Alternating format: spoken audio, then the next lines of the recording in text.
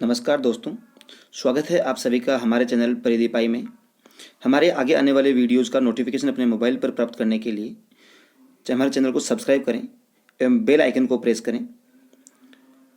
अगर आपको गणित विषय में किसी भी टॉपिक में, किसी भी चैप्टर में अगर कोई समस्या हो तो नीचे दिए गए नंबर पर आप व्हाट्सएप कर सकते हैं।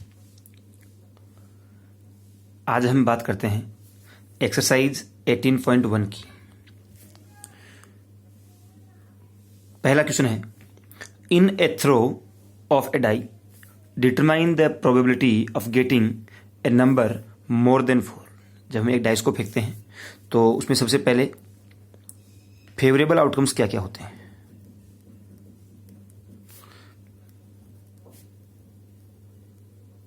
फेवरेबल आउटकम्स क्या क्या होते हैं, एक डाइस को फेंकने पर हमें क्या क्या रिजल्ट मिलते हैं उसके 1 2 3 4 5 और 6। इनमें से माफी चाहूंगा, ये यहां पर जो है टोटल आउटकम्स होंगे, टोटल आउटकम्स है। और जो फेवरेबल आउटकम्स हैं वो क्या होंगे,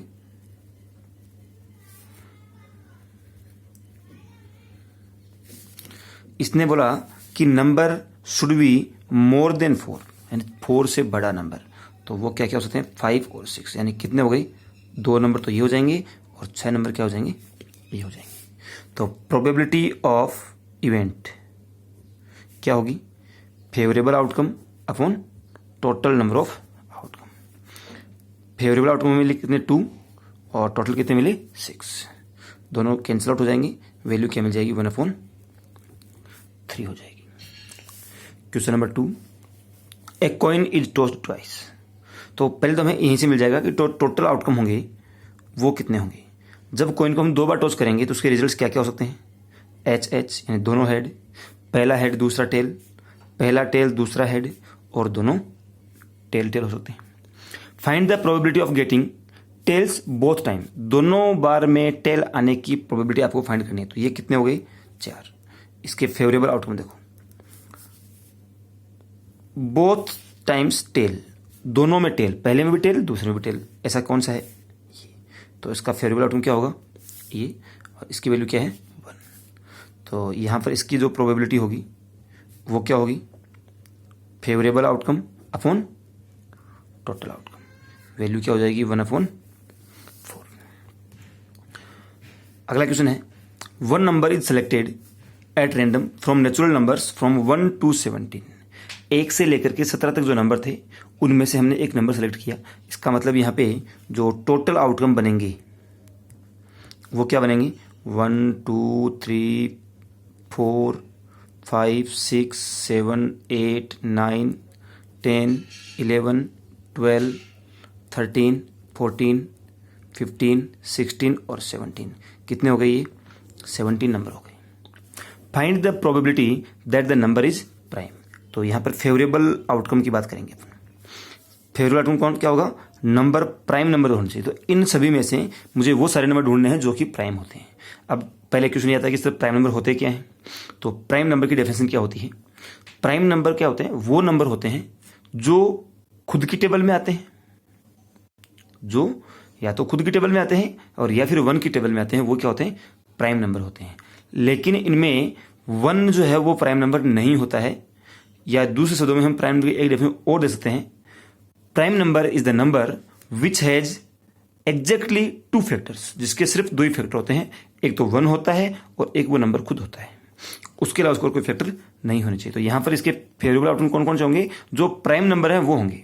तो सबसे पहला क्या होगा, 2 होगा, 3 होगा, 5 होगा, 7 होगा, 11 होगा, 13 होगा और 17 होगा। तो कितने नंबर हो गए, इनको काउंट करना जरा, ये कितने हो गए, 7 हो गए, 1 2 3 4 5 6 और 7।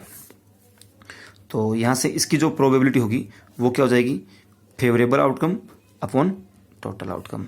तो ये भी हो जाएगा कितना, यहां से 7/70।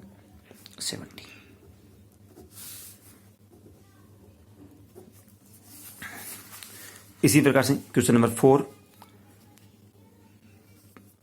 Find the probability of throwing head.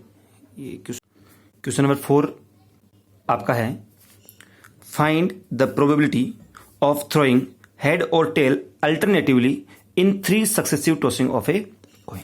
ये कह रहा है कि जब हम 3 कॉइन को एक के बाद एक टॉस करते हैं तो एक छोड़कर एक हेड एक टेल एक हेड आने की प्रोबेबिलिटी क्या होगी। तो पहले तो उसमें टोटल आउटकम क्या होंगे। तो 3 कॉइन को टॉस करेंगे तो देखिए तीनों हेड आ सकते हैं, पहले 2 हेड अगला एक टेल आ सकता है, ये हेड टेल और हेड आ सकते हैं, हेड टेल और टेल आ सकते हैं, टेल हेड और हेड आ सकते हैं, टेल हेड और टेल आ सकते हैं, टेल टेल और हेड आ सकते हैं, और लास्ट में टेल टेल और टेल आ सकते हैं। यानी 1 2 3 4 5 6 7 और 8। तो इसके टोटल आउटकम कितने हो गए? 8 हो गए। अब इनमें से फेवरेबल आउटकम्स कौन से होंगे? फेवरेबल आउटकम का मतलब क्या होगा यहाँ पे कि हमें चेक वो करना है जिसमें एक बार हेड है, अगली बार टेल है, फिर दोबारा हेड है, या फिर पहली बार टेल है, अगली बार हेड है, फिर दोबारा टेल है। एक छोड़कर एक, कोई भी एक हेड या टेल कंटिन्यूअसली नहीं आना चाहिए। ठीक है, तो यहां पर लगातार आ रहा है, यहां पर कंटिन्यू आ रहा है, यहां पर कंटिन्यू नहीं है। तो सबसे पहला तो क्या हो जाएगा मेरा HTH।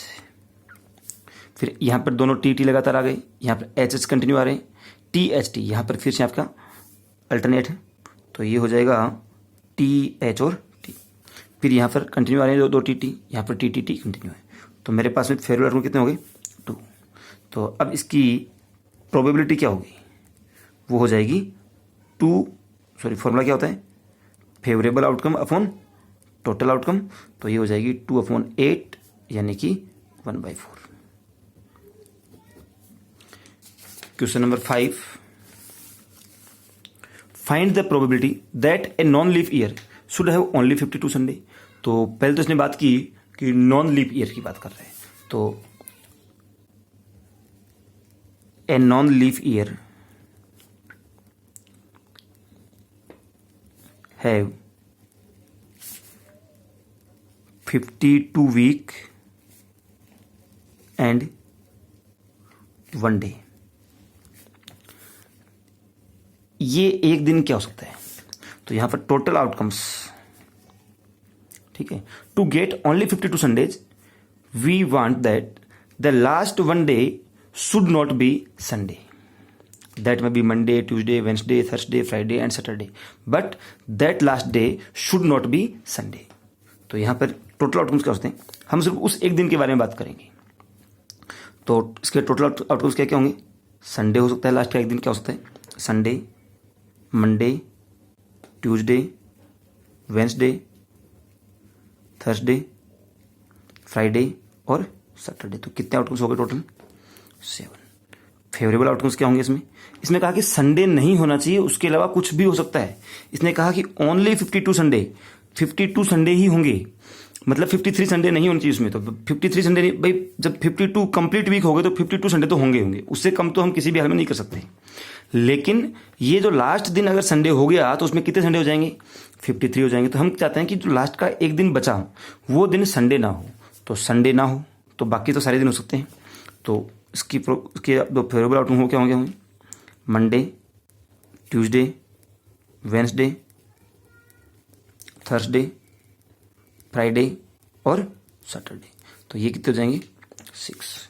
तो अब इसकी जो प्रोबेबिलिटी है वो क्या होगी? Favourable outcome upon total outcome. तो ये हो जाएंगे कितना? 6/7। क्वेश्चन नंबर 5 आपका है, if PA plus PB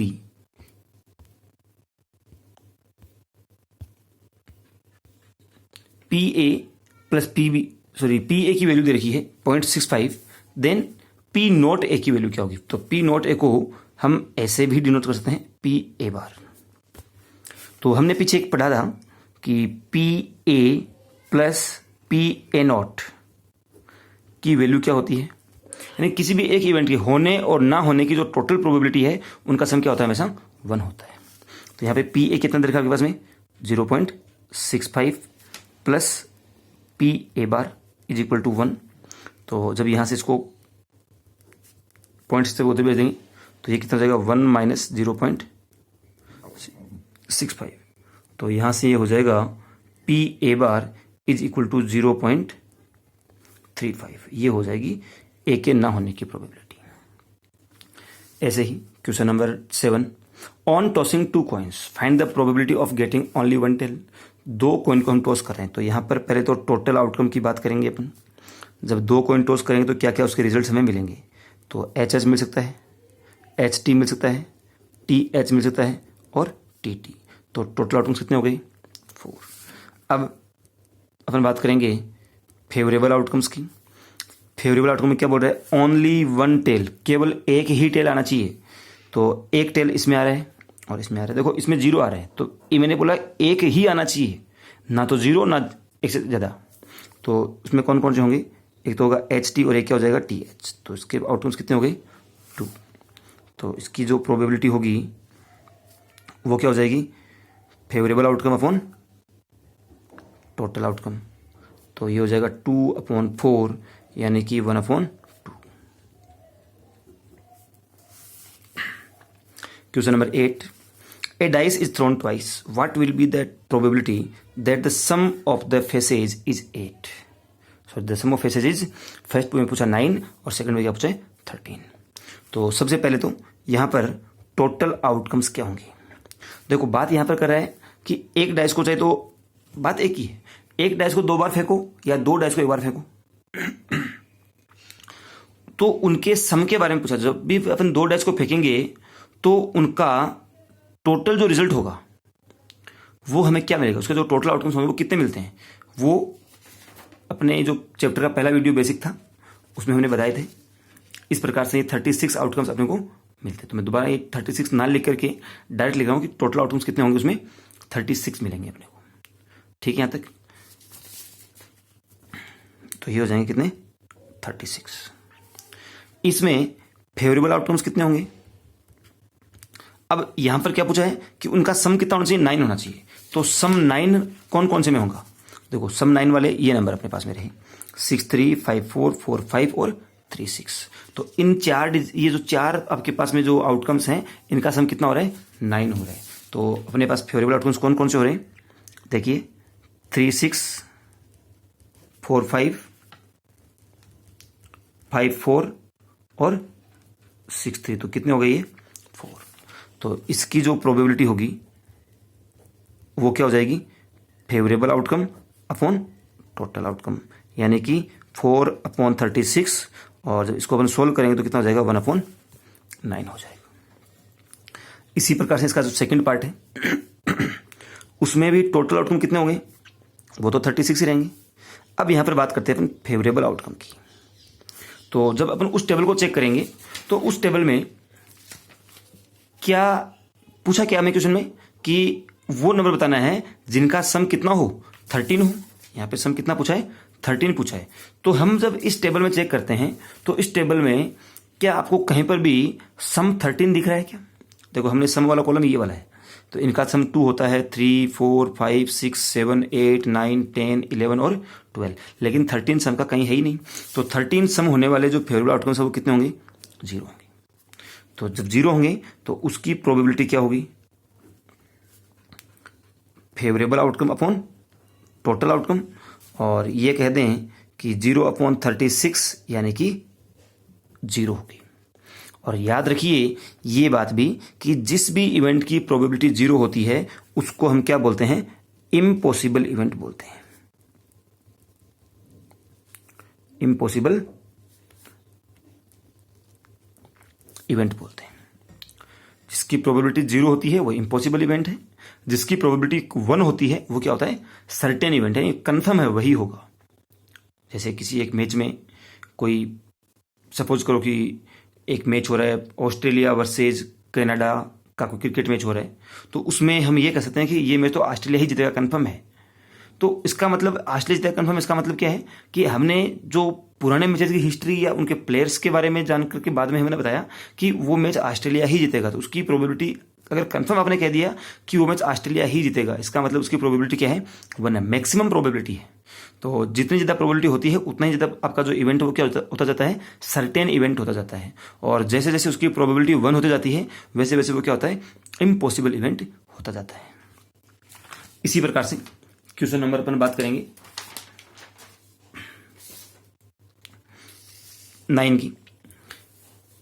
question number 9 आपका ये बोल रहा है कि ए bag contains 5 red ball 3 white balls. From this bag 1 ball is drawn randomly, what will be the probability that the ball drawn is white और not white. तो सबसे पहले यहां पर टोटल आउटकम्स क्या होंगे। देखो 5 रेड बॉल है और 3 व्हाइट बॉल है, तो 5 + 3 कितने हो जाएंगे 8। अब इसमें फेवरेबल आउटकम्स क्या पूछा है, उस बॉल के व्हाइट होने की, तो उसमें व्हाइट बॉल कितनी है 3 है, तो उसके फेवरेबल आउटकम कितने हो जाएंगे 3। तो अब उस बॉल के व्हाइट होने की प्रोबेबिलिटी यानी पीई क्या होगी 3/8। में थोड़ा डायरेक्ट दिया, फॉर्मूला यहाँ लिखा नहीं है, बट कोई इशू नहीं है। इसी प्रकार से इसने पूछा नॉट व्हाइट, तो अगर व्हाइट नहीं होने की, अगर ये व्हाइट होने की है तो व्हाइट नहीं होने की क्या होगी, ये होगी कि नहीं होगी। और इसकी वैल्यू क्या होती है 1 - पीई। क्यों, क्योंकि PE plus PE bar is equal to कितना होता है 1। तो ये हो जाएगा PE bar is equal to 1 - 3/8, यानी कितना हो जाएगा ये 5/8। आप ऐसे नहीं तो चाहे ऐसे भी कर सकते हैं कि हम जानते हैं कि बॉल 2 ही कलर की है, तो रेड है या फिर व्हाइट है, तो अगर व्हाइट नहीं होगी इसका मतलब कौन सी होगी रेड होगी, तो रेड की प्रोबेबिलिटी क्या है वो 5/8 हो जाएगी। तो वहां से भी आप इसका आंसर निकाल सकते हैं, कोई इशू नहीं है। क्वेश्चन नंबर 10 देखिए, due to some reason 12 faulty pens are mixed in 132 good pens. By inspection we can not जज that which pen is faulty. If one pen is drawn at random then what is the probability that pen is good one. तो यहां पर सबसे पहले अपन बात करेंगे total probability. तो टोटल प्रोबेबिलिटी मतलब वो सभी पेन मिला के कितने हैं, तो वह 132 + 12 है, तो ये हो जाएंगे कितने 144। इनमें से फेवरेबल आउटकम्स क्या क्या होंगे। इसने बोला कि पेन अच्छा होना चाहिए, तो अच्छे वाले पेन कितने इसमें 132 है, तो उसकी प्रोबेबिलिटी क्या हो जाएगी 132। तो यहां पर probability of getting a good pen, अच्छा पेन होने की जो प्रोबेबिलिटी है वो कितनी होगी favourable outcome upon total outcome. तो यहाँ पर फेवरेबल आउटकम कितना है 132 और ये कितना है 144। दोनों नंबर 12 से कट जाएंगे, ये 12 से कटेगा 11 टाइम्स, ये कटेगा 12 टाइम्स, तो पेन के अच्छा होने की जो प्रोबेबिलिटी है वो कितनी हो जाएगी 11/12। अंतिम क्वेश्चन आपके चैप्टर का ये बोल रहा है कि a card is drawn from a well shuffled deck of 52 cards, find the probability of getting the following. ये सभी की प्रोबेबिलिटीज क्या क्या होगी ये हमें पता करना है। तो देखो सबसे पहली बात तो हम 52 पत्तों में से निकाल रहे हैं, तो टोटल आउटकम्स जो होंगे वो तो सभी में 52 ही होंगे। क्या क्या होंगे 52 आउटकम्स होंगे टोटल।